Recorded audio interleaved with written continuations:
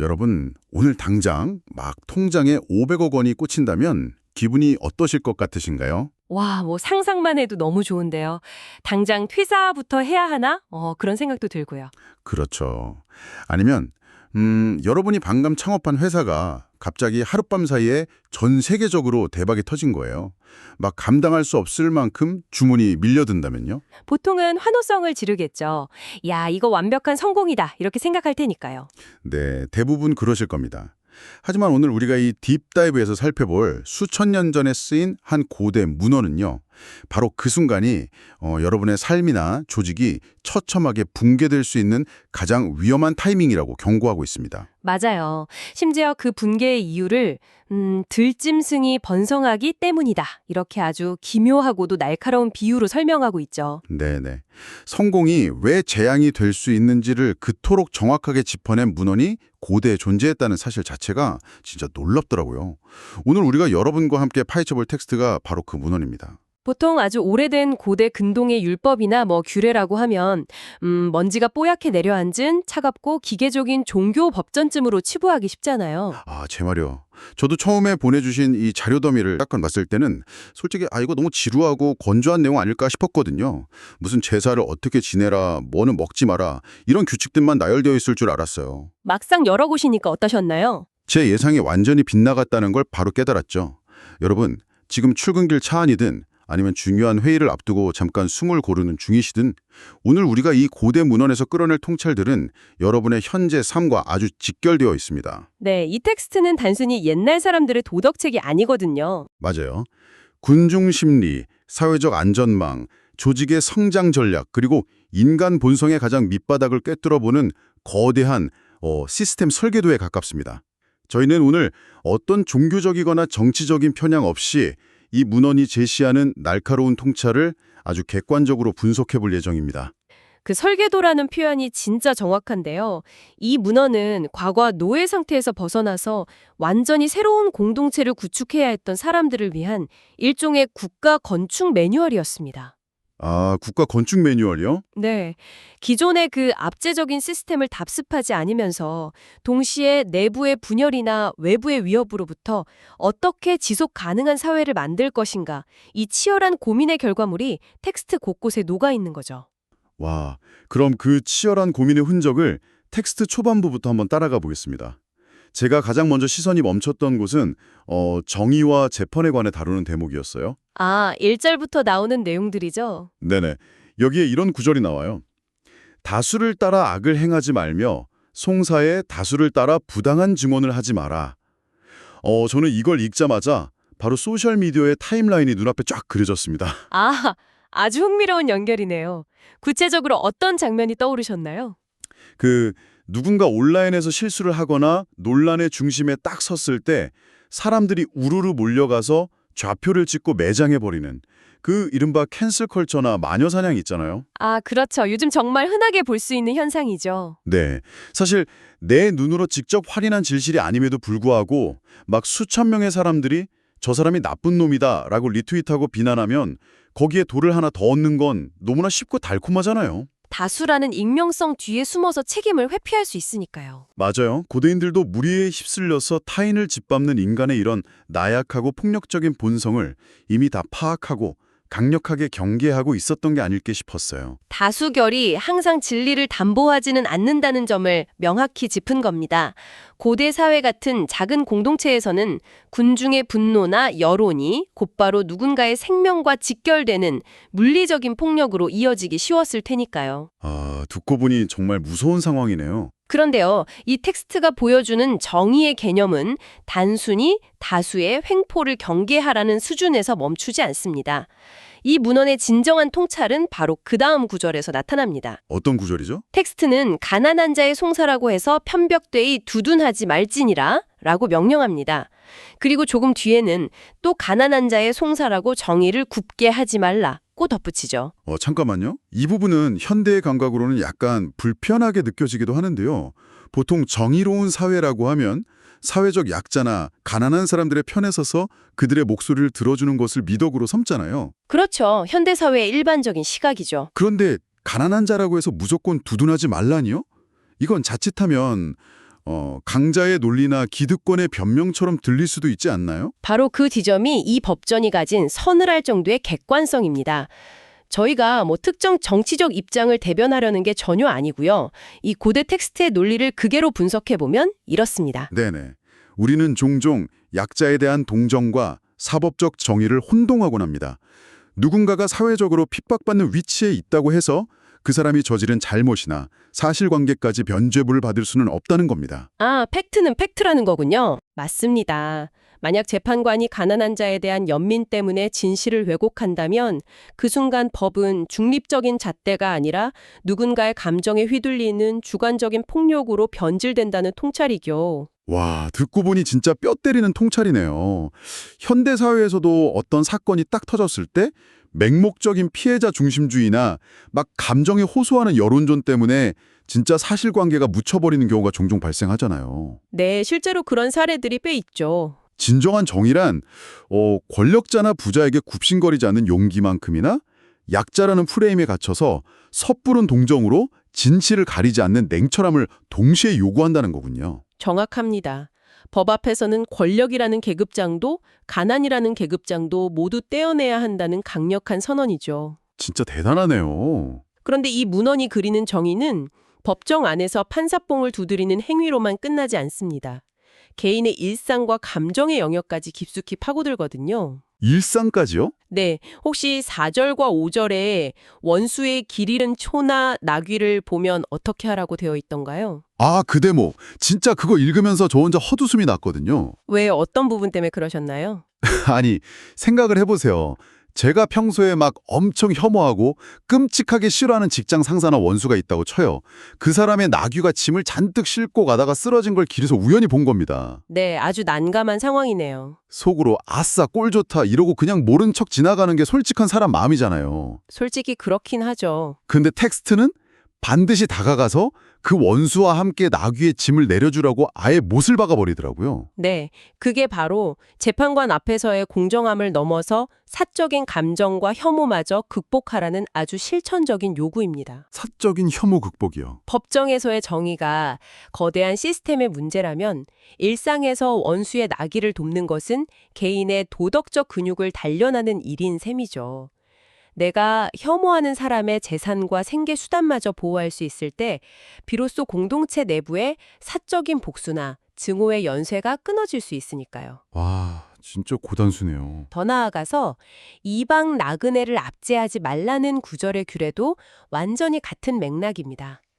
과거에 자신들이 나그네로서 겪었던 억압의 뼈아픈 기억을 거울 삼아서 공동체 내에 가장 취약한 소수자들을 보호하라는 거죠. 법정에서는 얼음장처럼 차갑고 객관적인 잣대를 딱 들이대면서도 일상에서는 원수와 이방인에게 기꺼이 손을 내밀라는 이 이중적인 구조가 이 공동체를 아주 끈끈하게 결속시켰을 것 같네요. 네, 정말 정교한 밸런스입니다. 자, 이렇게 개인 간의 관계와 재판의 기준을 다루던 텍스트가 중반부로 넘어가면 갑자기 스케일이 확 커지더라고요. 어떤 부분에서 그걸 느끼셨나요? 인간을 넘어서 땅과 자연, 그리고 시간에 대한 통제 권한을 막 다루기 시작하거든요. 바로 안식년과 안식일에 대한 규례입니다. 아, 이 대목이야말로 고대인들의 거시 경제학과 생태학적 통찰이 찬란하게 빛을 발하는 지점이죠. 맞아요. 6년 동안 밭을 갈고 파종하다가 7년째에는 아예 땅을 쉬게 하고 묵혀두라는 명령이 등장하잖아요. 네네. 저는 이 부분이 고대 사회라는 걸 감안하면 와, 정말 엄청난 리스크를 감수하는 법이라고 생각했어요. 농경 사회에서 1년 동안 농사를 짓지 않는다는 건 오늘날로 치면 국가 전체의 공장 가동을 1년간 셧다운하겠다는 소리잖아요. 당장 굶어 죽을지도 모르는 공포를 이겨내야 가능한 일이죠. 근데 그 땅을 묵혀두는 이유가 기가 막힙니다. 밭에 자연스럽게 자라난 소출들을 백성 중 가난한 자들이 먹게 하고 남은 건 무려 들짐승이 먹게 하라는 거예요. 이건 뭐 현대의 관점으로 봐도 엄청나게 급진적인 생태주의적 복지 정책 아닌가요? 기본소득 같은 느낌도 나고요. 아주 정확한 분석입니다. 이건 단순히 좀 쉬어라 이런 권고가 아니에요. 인간의 끝없는 생산성과 효율성에 대한 집착을 강제로 아예 시스템적으로 끊어내는 장치입니다. 강제로 끊어낸다. 자본주의적 본능은 땅이 산성화되든 말던 매년 최대치의 수확을 쥐어짜 내려고 하잖아요. 하지만 이 안식년 제도는 우리가 다루는 자원, 즉 토지는 무한하지 않다는 그 절대적인 한계를 선언하는 겁니다. 아, 자원의 한계 인정. 네, 토지 스스로 회복할 시간을 주고 그 과정에서 사유재산의 경계를 일시적으로 딱 허물어서 가난한 자와 야생의 생태계가 공존할 수 있는 틈을 열어주는 거죠. 진짜 경이롭네요. 현대사회가 막 기후위기나 자원 고갈 앞에서 쩔쩔매고 있는 모습을 보면 고대인들의 이 강제적인 멈춤의 지혜가 얼마나 위대한지 뼈저리게 실감할 수 있습니다. 그렇죠. 게다가 7년 주기의 안식년뿐만 아니라 7일 주기의 안식일도 완전히 같은 철학을 공유하고 있습니다. 맞아요. 그 12절을 보면 나 혼자 쉬고 끝나는 게 아니더라고요. 내 집에서 일하는 여종의 자식, 나그네, 심지어 가축인 소와 나귀까지 모두 숨을 돌리게 하라고 명시되어 있습니다. 네네. 사장님이 쉬면 직원들도 쉬어야 하고 공장의 기계도 무조건 꺼야 한다는 아주 철저하고 보편적인 노동 중단 시스템이에요. 여기서 그 숨을 돌리게 하라는 표현이 핵심 포인트입니다. 누군가의 휴식이 다른 누군가의 착취를 담보로 이루어져서는 절대 안 된다는 뜻이죠. 아, 내가 쉬려고 남을 부려먹으면 안 된다. 맞습니다. 멈춤은 모두에게 평등하게 적용되어야지 진정한 의미가 있는 겁니다. 그리고 이렇게 철저하게 생산의 굴레에서 벗어나서 쉼을 딱 확보했을 때 공동체는 비로소 자신들이 누구인지 돌아볼 여유를 갖게 되거든요. 어쩐지 텍스트가 그 노동의 멈춤 직후에 1년에 3번 지켜야 하는 축제, 즉 절기에 대한 이야기를 막 꺼내잖아요. 이게 전혀 우연이 아니었군요. 맞습니다. 아주 자연스러운 흐름이죠. 봄에 지키는 무교병의 절기, 첫 수확을 감사하는 맥주절, 그리고 연말의 수장절까지. 농사의 사이클에 맞춰서 모든 사람들이 다 같이 모여 노동의 결과를 기뻐하는 일종의 거대한 페스티벌 같은 거네요. 네, 노동을 멈추고 다 같이 축제를 즐기는 겁니다. 공동체의 정체성을 확인하는 이런 리듬은 너무 아름답고 이해하기 쉽습니다. 그런데요, 여기서 제가 정말 예상치 못한 진짜 뜬금없는 암초를 만났거든요. 어떤 암초였나요? 그 절기에 대한 이야기 끝부분에요. 토지에서 처음 거둔 가장 좋은 열매를 가져다 드려라 라는 아주 장엄하고 멋진 지시가 나옵니다. 네, 아주 아름다운 마무리죠. 그런데 그 문장 바로 뒤에 정말 뜬금없이 맥락도 없이 이런 구절이 딱 붙어 있어요. 너는 염소 새끼를 그 어미의 저주로 삼지 말지니라. 아, 19절 마지막 부분 말씀이시군요. 아니 방금 전까지 막 국가적인 추수감사대 이야기로 한껏 분위기를 웅장하게 띄워놓고서 왜 갑자기 염소고기 삶는 요리 레시피가 등장하는 겁니까? 저 진짜 이 문맥의 단절이 너무 당황스러웠어요. 혹시 페이지가 섞였나 했다니까요.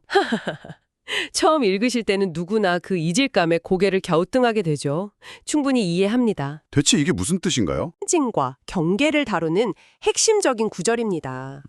우선 그 역사적이고 문화적인 배경부터 볼 필요가 있어요. 배경이 따로 있나요? 네, 당시 주변의 타 문화권, 이를테면 가나안 지역의 종교 제의에서는 다산을 기원하거나 비를 내리게 하는 주술적인 목적으로 짐승의 새끼를 어미의 절에 끓이는 풍습이 실제로 있었다고 합니다. 아하, 그러니까 우리 공동체는 주변 나라들의 그런 미신적인 풍습이나 기복신앙을 절대 따라하지 않겠다는 일종의 단호한 선급기인 셈이군요. 1차적으로는 딱 그렇습니다. 외부로부터 문화적 고유성을 지키기 위한 방어막이죠. 네네. 하지만 그 상징적 의미를 한꺼풀 더 벗겨내면요. 훨씬 심오한 철학이 등장합니다. 심오한 철학이요? 어미의 젖이라는 것은 본래 생명을 탄생시키고 양육하며 길러내는 아주 궁극적인 생명의 상징이잖아요. 그렇죠. 젖은 생명 그 자체죠. 반면에 고기를 끓이는 행위는 죽음과 소비를 전제로 합니다. 즉, 생명을 유지하고 살려야 할 근원적인 자원을 무언가를 파괴하고 죽이는 과정에 섞어서 사용하지 말라는 강력한 생명 존중의 은유인 겁니다. 와, 진짜 듣고 보니 막 소름 돋는 은유네요. 식탁 위에 오르는 음식 요리법 하나에도 생명과 죽음의 경계를 함부로 허물거나 섞지 않겠다는 공동체의 깊은 철학을 새겨 넣은 거군요. 맞습니다. 고대 사회에서 음식은 곧 정체성이니까요. 생명을 주는 것을 죽음의 도구로 오용하지 않겠다는 이 확고한 철학은 이제 앞으로 이들이 진입하게 될 새로운 영토에서 마주할 수많은 이질적인 문화들 속에서 자신들의 가치관을 어떻게 지켜낼 것인지에 대한 아주 강력한 힌트를 줍니다. 아, 자연스럽게 텍스트의 마지막 파트인 새로운 영토 진입 전략으로 대화가 딱 이어지게 되네요. 네, 흐름이 아주 정교하게 짜여 있습니다.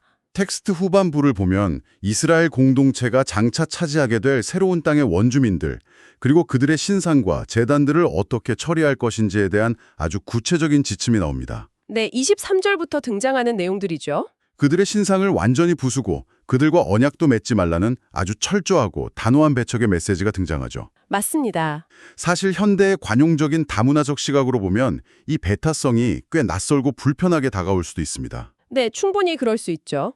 하지만 저희가 오늘 이 텍스트를 조직과 사회의 생존 전략이라는 렌즈로 객관적으로 분석하기로 한 만큼 이 부분을 스타트업의 기업 문화 보존이나 신생국가의 정체성 확립이라는 관점에서 본다면 어떻게 해석될 수 있을까요? 아주 훌륭한 접근입니다. 조직 행동론이나 기업 전략의 관점에서 한번 보죠. 이제 막 우리만의 뚜렷한 가치관, 그러니까 코어 밸류를 정립한 신생 조직이 압도적으로 크고 화려한 기존 주류 시장에 딱 진입할 때 가장 주의해야 할 것이 뭘까요? 글쎄요, 기존 문법을 따라가는 거. 맞습니다. 바로 섣부른 동화입니다. 새로운 땅에 있던 원주민들의 거대한 문화와 쉽게 타협하고 그들의 시스템을 그대로 수용해버리면 단기적으로는 생존하고 돈을 벌기 쉬울지 몰라요. 당장은 편하겠죠. 하지만 장기적으로는 자신들이 원래 세우려던 공동체의 정체성을 완전히 잃어버리고 결국 큰 조직에 흡수되어서 소멸하고 맙니다. 타문화의 신상을 부수고 언약을 맺지 말라는 건 우리 조직이 가지고 있는 핵심적인 철학, 예컨대 앞서 논의했던 약자를 짓밟지 않는 냉철한 정의, 멈춤을 하는 휴식, 생명에 대한 존중 같은 귀중한 가치들을 희석시키지 않기 위한 극단적인 방어기제였던 거군요. 방어조입니다. 본질을 지키기 위한 처절한 몸부림인 거죠. 그렇게 정체성을 확 부여잡고 새로운 영토로 나아가는데 여러분 저는 이 마지막 파트에서 정말로 뒤통수를 한 대 세게 맞은 것 같은 통찰을 발견했습니다. 어떤 부분인가요? 바로 29절과 30절에 나오는 조금씩의 철학입니다. 오늘 우리가 나누는 대화의 완벽한 클라이막스라고 할 수 있는 부분이죠. 텍스트가 구체적으로 뭐라고 말하고 있는지 직접 한번 들려주시죠. 네, 약속된 새로운 땅을 다 차지하게 해주겠다는 엄청나게 웅장한 비전을 막 제시해놓고서는 텍스트가 돌연 브레이크를 팍 밟습니다. 1년 안에는 그들을 내 앞에서 쫓아내지 아니할 것이다. 1년 안에는 다 쫓아내지 않겠다. 아니 대체 왜요? 신적인 권능이든 완벽한 군사 전략이든 기왕 이길 거면 단숨에 적들을 싹 밀어버리고 그 넓고 좋은 땅을 한 번에 확 차지해야 하는 거 아닐까요? 그게 우리 모두가 바라는 벼락성공의 시나리오죠. 맞아요. 그런데 그렇게 하지 않는 이유가 땅이 황폐하게 되므로 들짐승이 번성하여 너희를 해할까 하여입니다. 들짐승이 번성할까 하여. 그래서 네가 번성하여 그 땅을 감당할 수 있을 때까지 아주 조금씩 little by little로 쫓아내리라고 선언하죠. 여러분 저는 이 대목에서 오늘 오프닝에서 던졌던 그 질문이 있잖아요. 갑자기 500억이 생기거나 회사가 하룻밤 사이에 벼락 성공을 거뒀을 때 왜 망하게 되는지에 대한 완벽한 답을 찾았습니다. 와, 당신의 통찰을 조금만 더 깊이 전개해 보시죠. 이 고대의 지혜가 현대의 비즈니스나 개인의 성공 심리와 어떻게 맞닿아 있습니까? 단숨에 적을 몰아낸 텅 빈 아주 넓은 영토를 한번 생각해 보세요. 겉보기에는 완벽한 승리 같지만 우리 공동체의 인구나 관리 역량이 아직 그 거대한 땅을 채울 만큼 준비되지 않았다면 어떻게 될까요? 빈 땅이 방치되겠죠. 네, 빈 땅은 방치될 것이고 거기서 번성한 야생의 들짐승들이 결국 우리를 거꾸로 공격해 올 겁니다. 통제가 안 되니까요. 스타트업도 똑같아요. 조직 내부의 시스템이나 직원들의 소통 역량, 리더의 철학이 단단하게 뿌리 내리지도 않았는데 외부에 막대한 대규모 투자금이 쏟아지고 유저가 막 폭증하는 그런 하이퍼그로스를 맞이하면요. 겉으로는 대성공 같아 보이죠. 하지만 결국 감당할 수 없는 엄청난 고객 불만, 조직 내 파벌 싸움, 형편없는 서비스 퀄리티라는 무서운 들짐승들에게 뜯어먹히게 됩니다. 우와, 진짜 완벽한 분석이네요. 우리는 너무 속도에 중독된 사회에 살고 있습니다. 오늘 씨앗을 심으면 내일 당장 거대한 열매가 막 맺히기를 기대하잖아요. 그렇죠. 개인의 커리어도 자산 증식도 모두 단번에 점프하는 걸 꿈꿉니다. 그러나 이 고대 텍스트는 성공이란 쟁취하는 것이 아니라 내가 감당하는 것이라고 말하고 있습니다. 감당하는 것이다. 나의 현재 근육으로 통제할 수 없는 거대한 영토는 내 영토가 아니라 나를 해칠 거대한 함정일 뿐이라는 거죠. 들짐승이 번성하여 너를 해할까 하노라 하는 이 경고는 준비되지 않은 자에게 주어지는 횡재가 얼마나 치명적인 독이 되는지를 보여주는 인류 역사상 가장 시적인 표현 중 하나일 겁니다. 진짜 감탄밖에 안 나오네요. 결국 지속 가능한 성장이라는 건 내가 책임질 수 있는 밀도를 꽉꽉 채워가면서 내 영토를 아주 조금씩 넓혀가는 지루하고도 견고한 과정이라는 거네요. 갑작스러운 대박을 부러워할 필요가 전혀 없습니다. 빈 땅에 막 우글거릴 들짐승들을 생각하면 오히려 오싹해지니까요. 맞습니다. 자, 여러분. 이제 오늘 저희가 가져온 이 놀라운 고대 문안과의 여정을 마무리할 시간입니다. 벌써 시간이 이렇게 됐네요. 네, 처음에는 그저 먼지 쌓인 옛날 율법서인 줄만 알았던 텍스트 안에서 우리는 너무나도 생생하고 현대적인 통찰들을 건져 올렸습니다.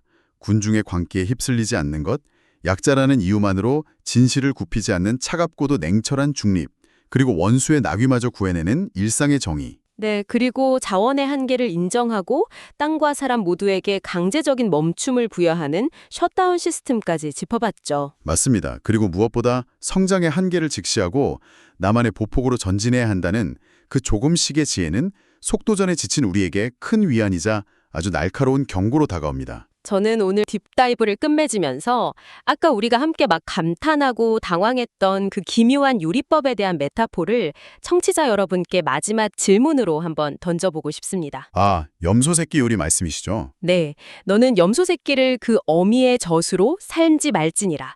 생명을 탄생시키고 기르는 그 귀한 자원을 무한가를 파괴하고 소모하는 데 섞어 쓰지 말라는 그 고대의 지혜를 여러분의 현재 일상에 한번 대입해 보시길 바랍니다. 어떻게 대입해 볼 수 있을까요? 여러분에게 생기를 주고 에너지를 듬뿍 채워주는 어미의 젖은 무엇입니까?